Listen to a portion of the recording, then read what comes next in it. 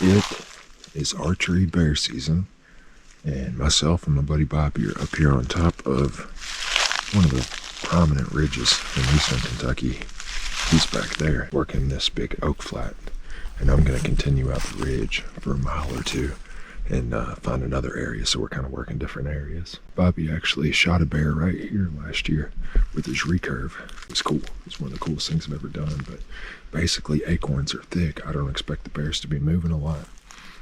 If I can find a spot that has acorns and fresh bear sign, I'll probably hold up there, just thinking that they're going to be hitting the same food source over and over and over.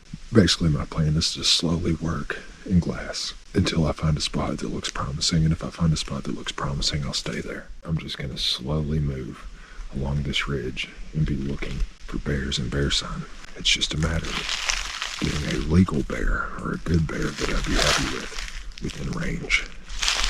Can't take a sow with cubs. You really need to find a lone bear, and I need it within 40 yards. So that's the challenge. The wind's coming, as you can see, from my left to my right. It's more from the south to the north, which I like, because I feel like most of my hunting opportunity is to the south. So my wind is fairly decent. It's beautiful out right now. It's like big fall colors. And these mountains, these mature forests, just so pretty. That's why we hunt here. We just like these woods. Probably not as many bears here as there are other places, but it's a pretty place to go look for them at.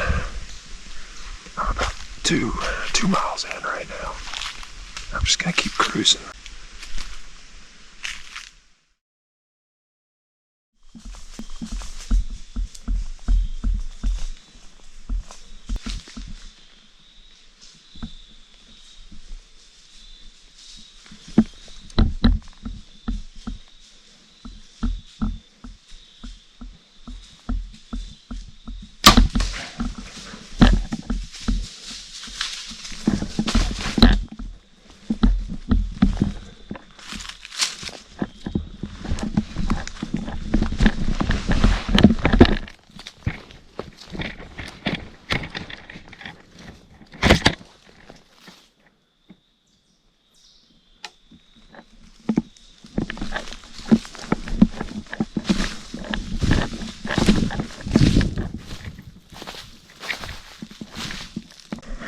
I hit that bear good.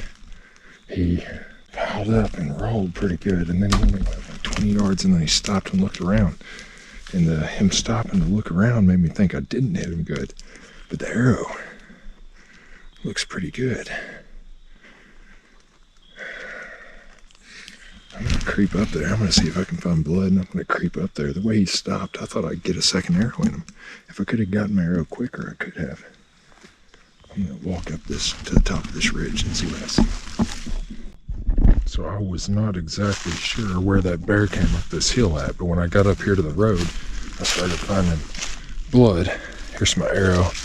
I felt like my arrow looked pretty decent, and then you can see a lot more blood started picking up, and it looks like that bear went. See the blood? It looks like he went this way. The blood looks pretty good for a bear. Typically they don't bleed great because their body fat clogs up the holes, and they don't bleed a lot externally. So this amount of blood is kind of promising to me.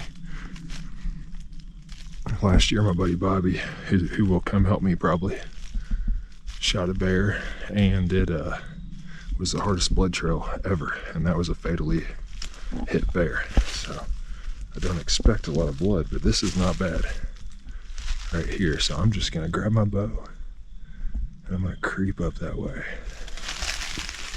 And that bear, I thought, if anything, I thought it was a hair back, because I didn't stop it. I don't really know how to stop it there.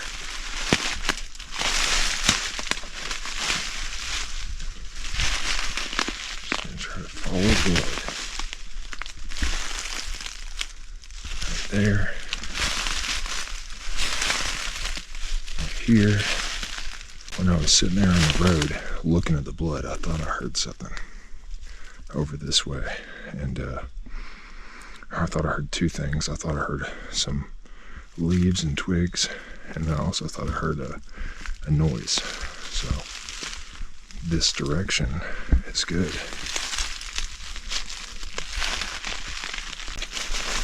Good amount of blood. It's like it tried to climb this tree. Don't think it did.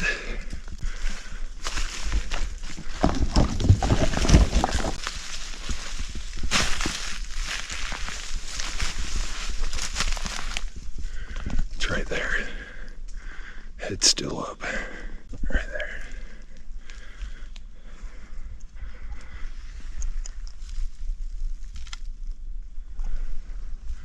It just laid its head down.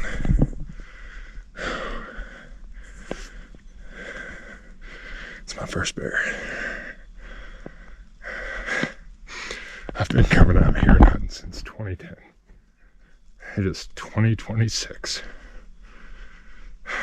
I did not expect to be emotional like this, but this is the hardest I've ever worked for a harvest. I've worked my ass off for a bear. And when I first started going, I was a kid. I mean, I was like 20 years old, and I never saw bears. And then finally I started getting better at it, and I started focusing on different spots, and I started seeing bears consistently. And these past 2 or 3 years I've been on them. I just haven't had good shots at a legal bear. It's always been a sow with cub or a small, like a 1.5-year-old. That's not a huge bear, but that is an adult solo legal bear that is not 1.5. I mean, it's an adult bear, so that's what I was looking for.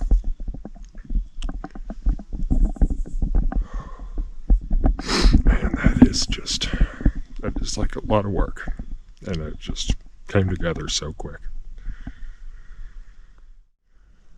There's that bear. It really is like impossible for me to articulate how much this bear means to me. And you know, it's not a big bear, and to most bear hunters it would probably just be a bear, probably not even be a shooter bear. But the truth is that up here in the mountains, eastern Kentucky, public land, years and years and years of coming out here and trying, and I'm telling you, I have sweat my ass off. I have been burning up. I have been freezing cold. I've been out here in the rain. I've been fogged in. I mean, I've camped up here night after night by myself. And I mean, it's just like, it's the most work I've ever put into a hunt without success. So I went probably 14 years of hunting.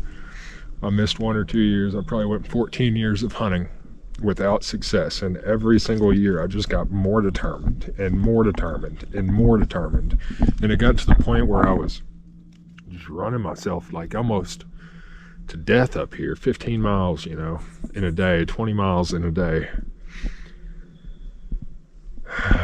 And I've been getting closer and closer and closer and seeing more and more bears, and just kind of figuring out how they move and what they're after and what's going on. And this year we had a good white oak crop, acorn crop. So I said they probably don't have to move too far for food. So what I'm going to do is I'm going to move until I find a food source. And if I find a food source with good sign, I'm going to hunt it, because they'll probably frequent it. And what I did was I found a food source with some sign, and I actually gave up on sitting there, and I was picking up to walk out, and I heard a twig break or a leaf snap or something, and I looked over and there was a bear cutting through, and I ranged a spot, and I was thinking 30 yards to that spot, and I was ready for my shot, but the bear popped out closer and it came through at 20 yards. So 20 yards, I put the pin on it, let it fly, hit a little bit back. The bear was immediately sick, and it was bleeding good the whole time. I think I probably got some lung, maybe both lungs, because the bear only went about 80 yards and piled up right here. I'm just going to savor it for a minute, sit here against this tree, and just be quiet for about 5 minutes and just soak it in. And then I'm going to get to work cutting this bad boy up. Male bear. Now, I can't tell you how much it means to me. I'll be back. Not this year, though. But I will be back.